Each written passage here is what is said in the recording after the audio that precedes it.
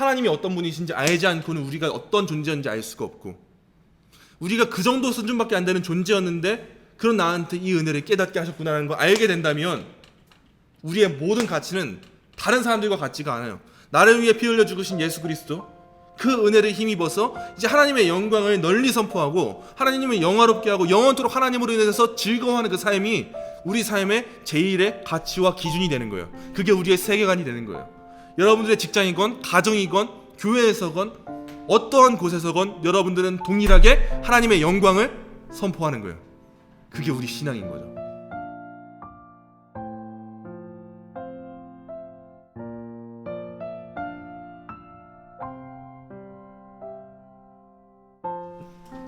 이제 삼위일체 하나님에 대해서 본격적으로 갈 건데요. 우리는 하나의 세 가지 기준을 세우고 갈 거예요. 첫 번째, 하나님은 세 위격이시다. 성부, 성자, 성령.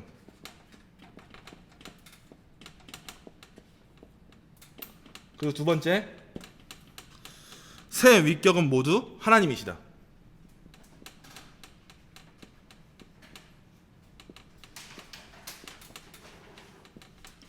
그리고 세 번째, 세 위격의 하나님은 하나이시다.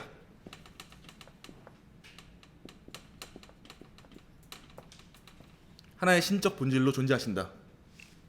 이 기준을 세워놓고 이제 삼위일체 하나님에 대해서 시작할 거예요.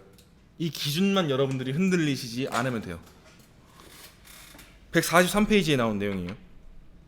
삼위일체 하나님에 대한 설명은 우리 이해를 넘어서는 개념입니다. 인간의 이성과 지성으로 파악할 수 없는 개념입니다. 아까 했던 말인데 계속 하시죠. 교수님이 이 말 되게 많이 쓰세요. 삼위에 대해서 볼게요. 하나님은 세 분이 아니라 삼위 하나님입니다. 세 분 하나님과 삼위 하나님은 엄연히 다릅니다. 성경은 우리의 형상을 따라 우리의 모양대로 우리가 라고 밝힙니다. 수적으로 한 분이 아니라는 말이 증명되는 대표적인 구절입니다. 그러면서 다음 구절에 보면 하나님이 자기 형상 곧 하나님의 형상대로 사람을 창조하시되 라고 합니다. 우리를 하나님으로 대치할 수 있는 구절입니다. 하나님은 복수적 의미를 가졌지만 문법적으로 단수로 취급됩니다. 단수이지만 복수적인 의미를 가졌다라는 거예요.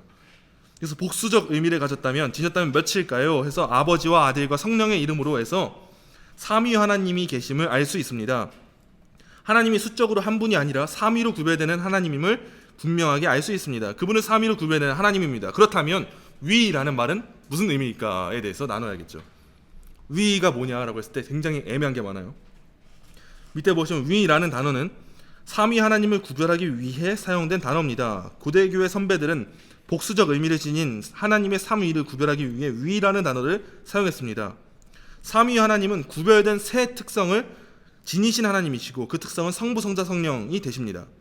성부라고 했을 때 인간적 아버지라는 개념에 제한되어서는 안 됩니다.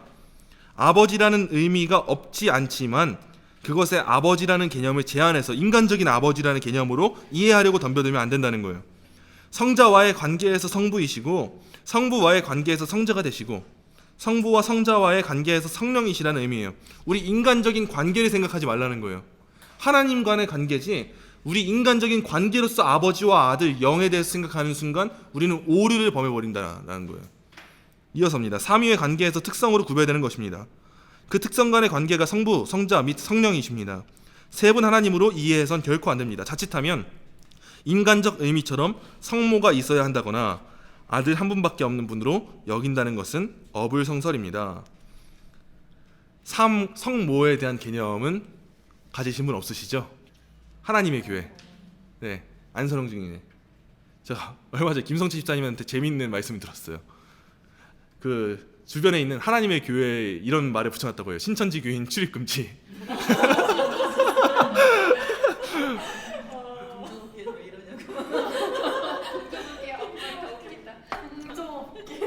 참 그래요. 그 안에서도 달라요.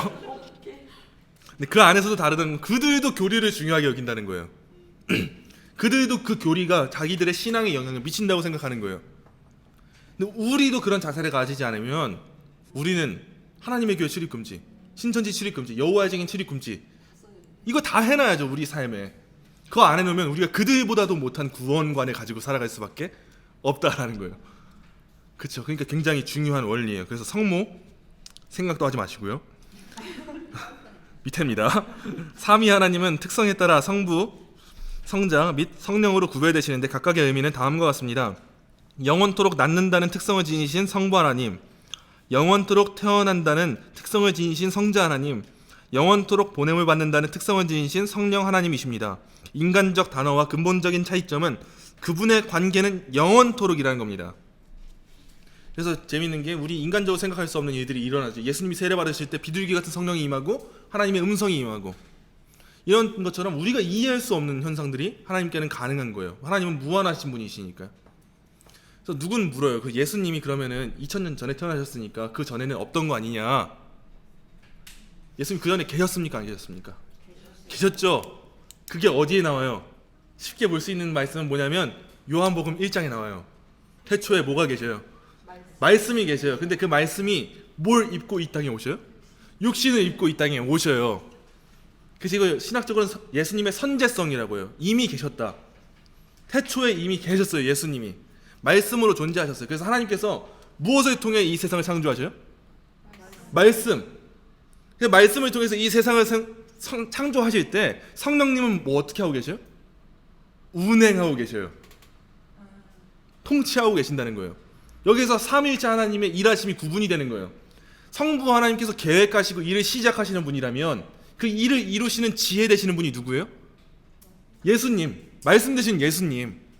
그 모든 거를 우리한테 적용하시고 통치하시고 보존하시는 분이 누구예요? 성령님. 구원론 쪽으로 보면 그거예요. 우리의 구원을 계획하신 분이 누구예요? 성부 하나님. 우리의 구원을 하나님의 계획에 따라서 십자가에서 이루신 분이 누구예요? 성자 하나님. 그것이 나의 것이 되게 하신 분이 누구예요? 성령 하나님. 삼위일체 하나님이 이미 계셨고 이미 일하고 계셨다라는 거예요. 예수님이 언젠 계셨고 안 계셨고가 아니에요. 그래서 이 말의 중요한 건 영원토록. 하나님은 이미 다 삼위일체 하나님 다 계셨는데 성부 하나님이 영원토록 아들 예수님을 낳으셔서 이 땅에 보내셨고, 성부 하나님과 성자 하나님이 영원토록 성령 하나님을 보내셨다. 이 영원토록은 우리의 한계를 뛰어넘는 하나님의 일하심 가운데 사용되는 말이다 라는 거예요. 오늘은 존재적인 측면에 있어서 하나님 어떻게 계시는가에 대한 삼위일체를 나눌 거고, 다음 주부터는 하나님은 어떤 일을 하시는가에 대한 삼위일체를 나눠서 성자 하나님, 성령 하나님을 나누게 되는 거예요. 그리고 하나님의 사역까지 가고요. 이어서 하겠습니다. 한 본질이에요. 147페이지에 나오는 내용인데, 한 하나님이라고 우리가 말하는 이유는 그분이 한 본질을 지녔기 때문입니다. 여기서 말하는 한이란 동일하다는 의미이지 하나라는 수적 개념이 아닙니다. 삼위로 또는 세 특성으로 구별되는 하나님은 본질에서 동일합니다. 어려우니까 천천히 따라오세요. 그분의 본질이란 하나님만이 지니는 속성을 의미하고 인간이 지니고 있지 못한 속성입니다. 그분은 영원하시고 무한하시고 불변하시고 전지하시고 전능하시고 편만하신 분입니다. 그분은 인간의 지각으로는 도저히 깨달을 수 없는 본질을 지닌 분입니다. 이것을 조직신학에선 비공유적 속성이라고 표현하기도 합니다. 비공유적 속성은 있다 할 거예요. 우리 삼위일체에서 중요한 건 뭐냐면, 쉽게 한 문장으로 정리하자면, 쉬우면 안 돼요. 원래 쉬우면 안 돼요. 쉽게 가르치려고 하면 안 돼요. 삼위일체에 대한 아주 기본적인 핵심적인 정리만 한다면 뭐냐면, 삼위일체가 뭐냐라고 물었을 때 우린 이 정도는 답해야 돼요. 세 위격에 구별되는 하나님이 하나의 신적 본질로 존재하신다. 굉장히 어려운 말이지만 우린 이 개념만은 머리에 익혀야 돼요. 세 위격에 구별되는 하나님이 하나의 신적 본질로 존재하신다. 그래서 이어서 이제 본체와 본질이 뭐가 다른데에 대한 내용이 나와요. 148페이지부터요. 하나님은 구별된 세 본체와 동일한 본질을 지닌 분입니다. 다시 말하면 세 특성을 지니고 한 본질을 지닌 분입니다. 우린 삼위일체 하나님에 대하여 구별 대신 구분이란 단어를 사용해서는 안 됩니다. 이 구별이라는 말은 성질이나 종류에서의 차이를 나타낼 때 쓰는 말이고요. 구분이라는 말은 전체를 몇 개로 나누는 걸로 나누는 건데, 삼위일체 하나님에 대해서 설명할 때 어떤 분들은 이렇게 해서 이렇게 설명하기도 해요. 이건 구분이에요. 이거는 그림으로 그리기 쉽죠. 근데 구별에 대해서 전 못 그리겠어요. 그릴 수가 없어요. 근데 중요한 건 구분은 아니다. 세 위격에 구별된 하나님이 존재하시는데 하나의 신적 본질로 존재하신다. 이어서 볼게요. 어려우니까 계속 보셔야 돼요. 다음 페이지에 본체를 본질로 이해해서는 안 됩니다. 본체는 각 인간이 지니고 있는 고유한 존재이고, 이건 특성이란 말로 대체할 수 있겠죠. 본질은 모든 인간이 공통적으로 지니고 있는 존재입니다. 어떤 면으로 전자는 개인의 특성을, 후자는 모두가 지닌 속성을 말한다고 볼 수 있습니다. 그런데 하나님은 새 본체와 한 본질을 지닌 분이시기에 인간이 도저히 상상할 수도 없는 분입니다. 그분이 우리에게 나타내시는 것만을 우리는 깨달을 뿐입니다. 그래서 하나님은 새 본체로 계십니까? 새 본질로 계십니까? 본체. 그럼 한 본체로 계세요? 한 본질로 계세요? 그래서 삼위일체가 뭡니까? 네. 이거 계속 하셔야 돼요. 네. 그렇죠. 아무리 어려워도 해야 돼요. 그래서 교리문답이 나온 이유가 이거예요. 묻고 답하는 형식으로 하면 금방 익혀지거든요. 제가 우리 나름대로 교리문답을 하는 거예요. 지금 삼위일체가 무엇입니까? 여러분들이 답하시는 거예요. 새 위격에 구별되는 하나님이 하나의 신적 본질로 존재하신다. 이것만큼 여러분들이 누구한테 설명해 줄 때 이것만 나오면 돼요. 나 더는 못해. 이것만 알면 돼.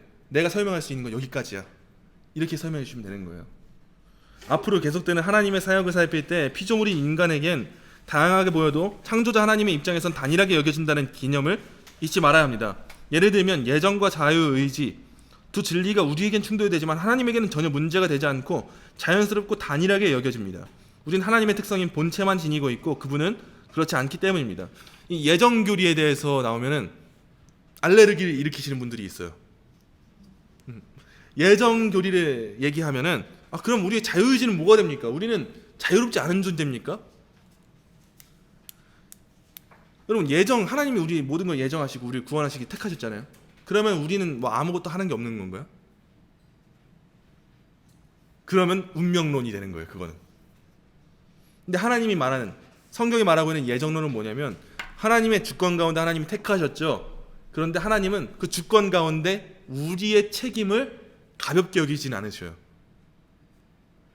중요한 신학의 뼈대는 뭐냐면 결국에는 두 키워드예요. 주권이랑 책임이에요. 이게 개혁주의 교시 왜 이러죠? 주권이랑 책임이에요. 네, 깨닫게 하시는 은혜가 있을 거예요. 하나님이 계획하시고 하나님께서 택하셔요. 근데 그 하나님의 계획하심과 택하심은 우리가 스스로 믿게 하시는 계획하심과 택하심이에요. 어떤 이들은 말하겠죠. 그러면 하나님이 택하셨으니까 우리가 로봇처럼 믿고 고백하는 거 아니냐. 그럼 대물으 시면 돼요. 그래서 네가 로봇처럼 믿고 고백했냐. 우리 다 고백하잖아요. 하나님이 우리를 태초부터 예정하셨다. 우리를 택하셨다. 다 고백하잖아요. 근데 여러분 누구 로봇처럼 믿음 고백하신 분 있으세요? 갑자기 입에서 막 뭐가 튀어나오고 여러분들의 감정 없이, 감동 없이 예수님을 믿습니다. 이 고백이 튀어나온 분 계세요? 없잖아요. 이게 균형이고 조화예요. 제가 항상 많이 설명한 게 있는데 인간의 생사화복을 주관하시는 분이 누구예요? 하나님이에요. 인간이 살고 죽고 잘 살고 못 살고 이 모든 걸 하나님이 주관하신다고 우리가 고백하잖아요. 근데 밥은 누가 먹어요? 여러분들 손가락으로 숟가락 떠먹잖아요. 근데 우린 뭐라고 고백해요? 오늘 밥 먹을 수 있는 게 누구의 은혜요? 하나님의 은혜. 구원도 그렇죠. 구원은 누가 주셔야 되는 거예요? 하나님이 주셔야 되죠. 근데 하나님이 주시니까 누가 믿어요? 우리가 스스로 믿잖아요. 근데 우린 뭐라고 고백해요? 내가 믿었습니다라고요? 아니요. 하나님이 주셨습니다. 은혜로 고백하잖아요. 이게 우리가 가지고 있는 신학이고 신앙이고 균형이에요. 이게 삼위일체 안에서도 나타나는 좀 그런 독립성과 통일성의 조화예요. 이 삼위일체의 그 균형과 조화는 다른 어떤 걸로 설명할 수가 없는데 인간적으로 아주 예시적으로 보여지는 것들이 있어요. 뭐냐면 처음으로는 가정. 남자와 여자가 각자 따로따로 독립됐잖아요. 근데 결혼을 하고 어떻게 된다 그래요? 한 몸이 된다고 하잖아요. 이 땅에 살면서 우리는 조금 맛보는 거예요. 하나님이 어떤 분이신지. 일부분. 분명 독립됐는데 통일되잖아요. 또 예를 드는 게 뭐냐면 또 교회예요. 우린 교회 지체잖아요. 다 따로따로예요. 분명 다 따로따로인데 우리는 그리스도의 몸된 교회로서 하나예요. 누군 팔의 역할을 감당하고 누군 다리지만 결국 우린 여럿이 아니라 하나잖아요. 우린 이걸 어디서 발견하게 되고 누구를 닮았기 때문에 이렇게 되는 거냐면 삼위일체 하나님 때문에, 우리가 그분을 닮았기 때문에 이렇게 살 수가 있는 거예요. 그래서 이 삼위일체에 대해서 아는 게 너무 중요한 거예요. 이 위험에 우리가 눌려야 돼요. 아주 눌려서 인간적인 본성은 말 한마디도 못하게끔 해야 돼요. 아주 꽉 눌러버려야 돼요. 하나님을 알면서. 이어서 보겠습니다. 150페이지에 나오는 속성인데요. 우리에게 하나님은 어떤 분입니까? 성경은 뭐라고 말합니까? 그분에 대한 지식이 없이는 우리 자신에 대한 지식을 가질 수 없습니다. 첫 번째, 성경이 말하는 하나님은 영이다 라는 건데 인간적으로 표현할 수 없는 분이시고 인간과 같이 그런 유한한 존재가 아니시다라는 거예요. 그래서 인간의 입장에서 하나님을 설명하게 되면 우리는 미신적인 우상숭배의 길에 빠지게 될 거고 성경에 대해서도 율법주의 같은 그런 사람들이 될 수밖에 없다라는 거고요. 두 번째, 비공유적 속성. 이제 이거 한번 달아볼게요.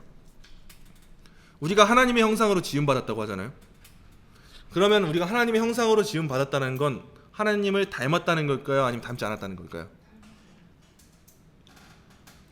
그쵸, 하나님을 닮았다는 거죠. 그래서 하나님을 닮았다는 속성을 우리는 뭐라고 말하냐면 공유적 속성이라고요. 하나님이 우리한테 공유하신 속성, 그것들은 뭐가 있을까요?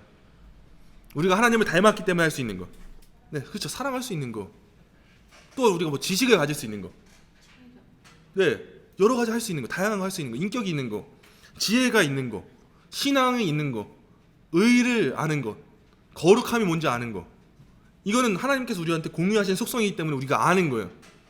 근데 하나님이라는 분은 우리와 똑같은 분이에요? 아니에요? 아니에요. 분명 달라요. 그래서 있는 속성이 뭐냐면 비공유적 속성이에요.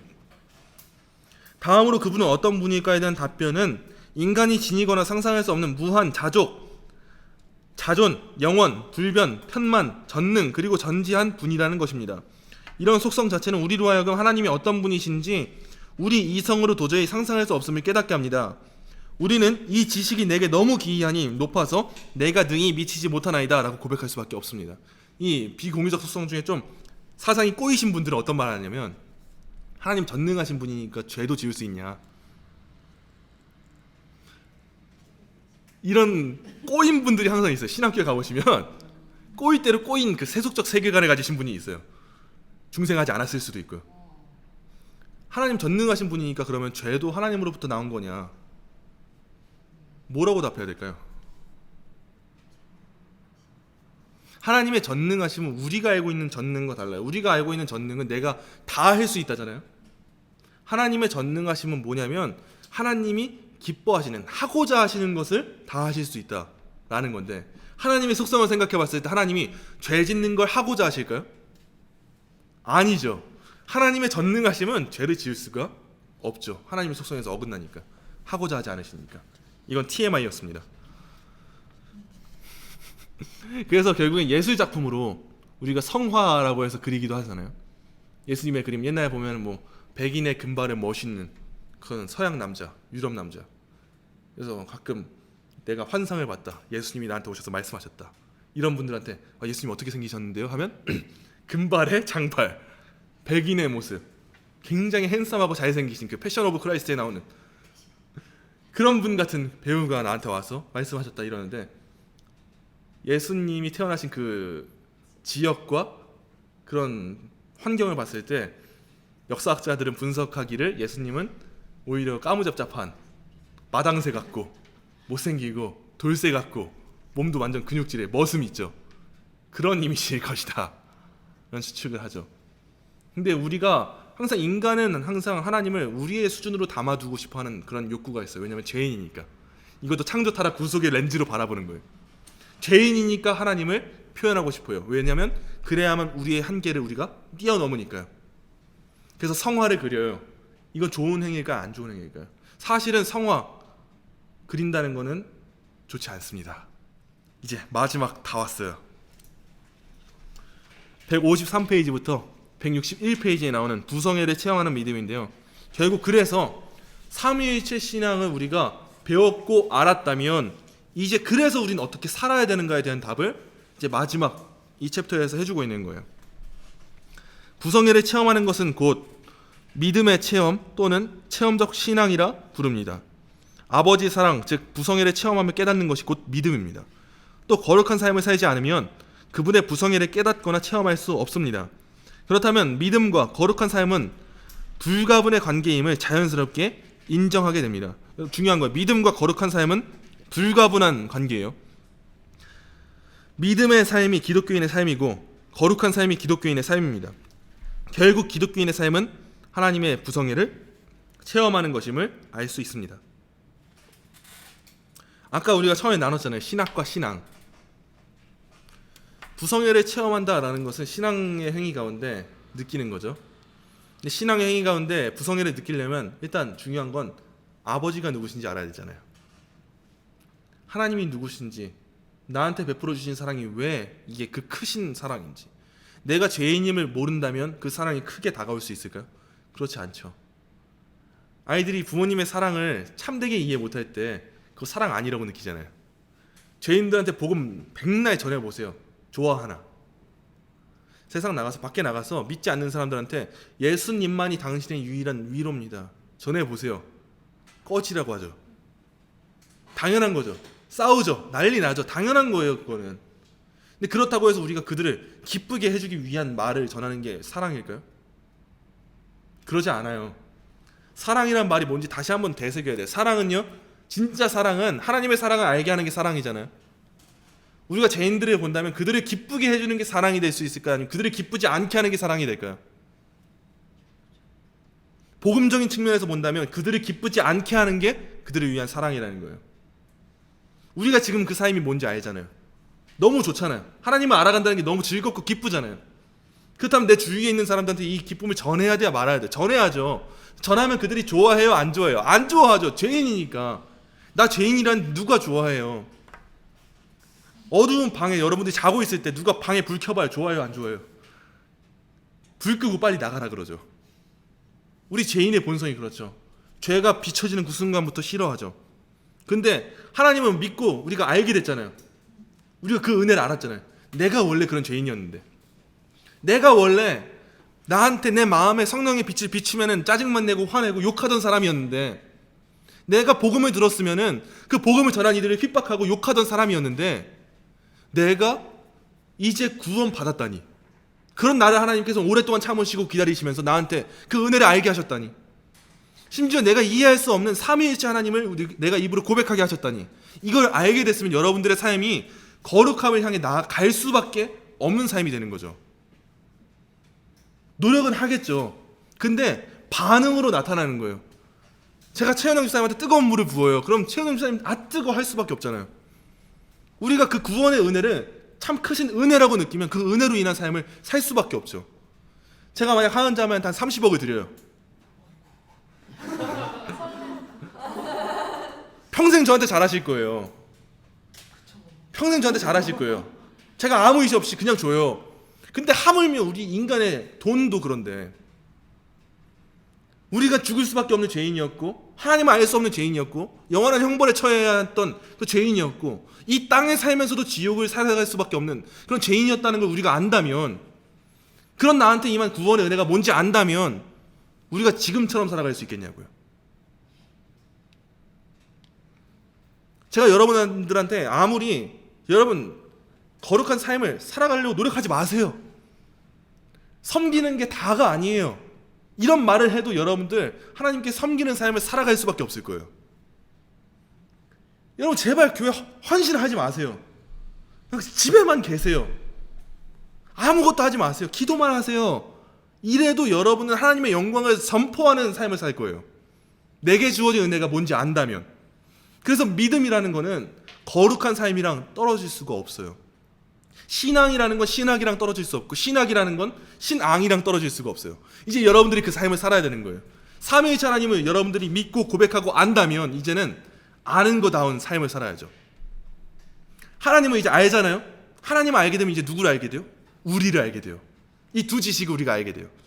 그럼 내가 얼마나 비참한 죄인이었는지 알게 돼요. 그럼 이제 내가 어떠한 삶을 살아가야 되는지 그 가치가 나와요. 그래서 아까 처음에 말했던 거예요. 하나님으로부터 우리의 존재를 깨닫잖아요. 그리고 이런 나한테 임한 그 하나님의 은혜가 무엇인지 우리가 알게 되잖아요. 그러면 우리에게 있는 모든 삶의 가치는 어떻게 될까요? 하나님의 영광. 이게 당연한 게 되는 거예요. 이제 여러분들이 이 삶을 살아가는 거예요. 그래서 삼위일체 교리가 중요한 거예요.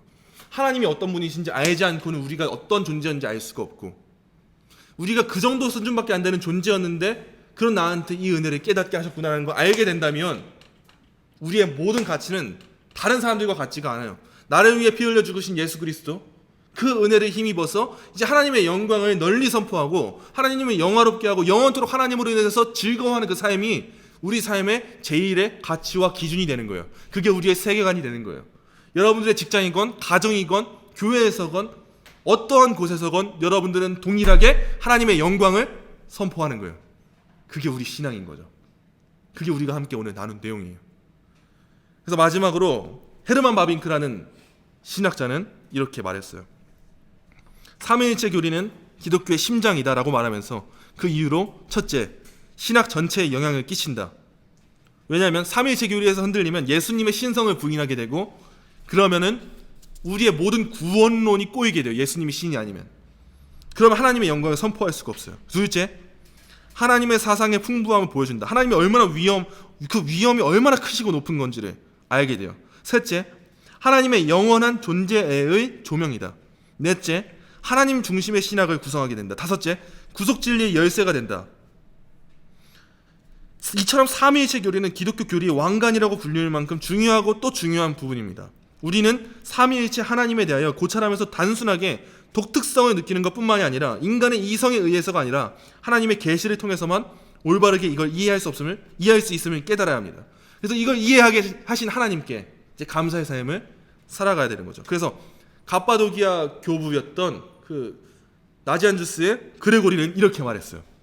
나는 즉시 삼위의 강체에 휩싸이지 않고는 한 분을 생각할 수 없고 곧바로 한 분으로 이끌림 받지 않고는 삼위를 분별할 수 없다. 이건 여기 안 써 있습니다. 나는 삼위의 광채에 휩싸이지 않으면 한 분을 생각할 수 없고 한 분으로 이끌림 받지 않으면 삼위를 분별할 수가 없다는 거예요. 근데 우리가 지금 한 분을 알고 삼위를 알잖아요. 우리한테 그 삼위의 광채가 휩쓸렸다는 거죠. 이제 우리의 가치가 뭐겠어요? 이 땅에서 뭐가 우리한테 중요한 가치겠어요? 우리 인생 가운데 뭐가 제일 중요하겠냐고요. 우리가 이 광채에 휩쓸렸는데. 마지막 한번 보실까요? 삼위일체는 하나님에 대한 최선의 설명입니다. 삼위일체 교리를 설명하는 것이 하나님에 대한 지식을 갖는 데 가장 최선의 방법이지만 그것을 세상 학문처럼 이해하려 되면 안 됩니다. 믿음은 지성으로 이해하여 얻는 것이 아닙니다. 진리를 깨닫고 이해하는 데 있어 우리는 하나님 중심의 자세를 가져야 합니다. 또한 이것은 어떠한 예로 설명할 수 있는 것이 아닙니다. 그러한 우리의 노력은 하나님을 바르게 설명하고 이해할 수 없게 합니다. 하나님의 존재는 피조물로 결코 설명할 수가 없기 때문입니다. 굉장히 대단한 말이죠. 이 말 누가 썼을까요? 제가 썼습니다.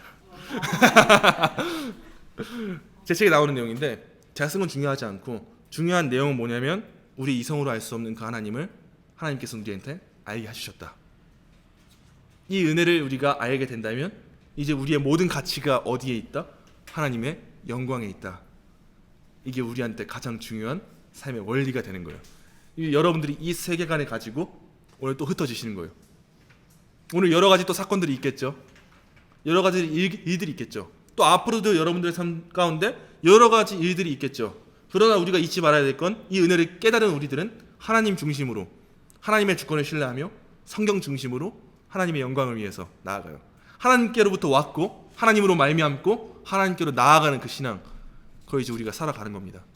그 삶을 살아가는 우리가 됐으면 좋겠어요.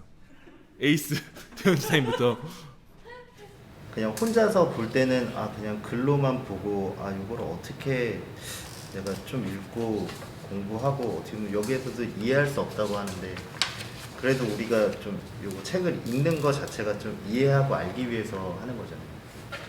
어떻게 해야 될까 하면서 계속 고민하면서 본 것 같은데 그냥 이렇게 들으면서도 사실 뭐 이해할 수 없는 부분이지만 그래도 조금은 아 이렇게 알아가는 거에 알아갈 수 있어서 좀 감사하다라는 생각이 들었어요. 너무 모르고 살았고 알려고도 하지 않았고 근데 지금에서라도 좀 이렇게 공부도 해보고 알아가고 좀 바르게 살아갈 수 있는 어떻게 보면 한 걸음 나아간 거니까 이것만으로도 좀 네, 지금 요 시간이 되게 좋았던 것 같아요. 네. 지금 제가 신앙생활을 하는 게 간단하게 그냥 교회를 다닌다, 하나님을 믿는다가 아니라 진짜 엄청나게 체계적이고 엄청나게 많은 사람들이 하나님을 알기 위해 노력한 결과물이잖아요.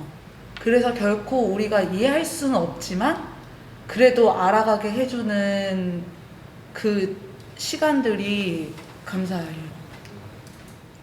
옛날 어르신 말씀들 틀린 게 없다고 사람이 쉽게 가려고 하면 참 바라게 되는구나. 그래 쉽게 가는 것보다 바른 길을 천천히 가는 게 맞다는 거 다시 생각해보게 된 그런 저는 그러니까 저도 아까 김지현 집사님 말씀하셨던 것처럼 이 책을 보기 전까지는 제가 그냥 아 그래 오늘 은혜 받았어 예배 이렇게 드리면 아 그래 오늘 은혜 받았고 오늘 찬양 되게 좋았다 약간 저도 뭔가 종교 생활을 하고 있었던 것 같아요. 신앙 생활이 아니라. 근데 지금 이 책을 보면서 많이 회개하고 있고 반성하고 있고 깨지고 있는 중인 것 같고요.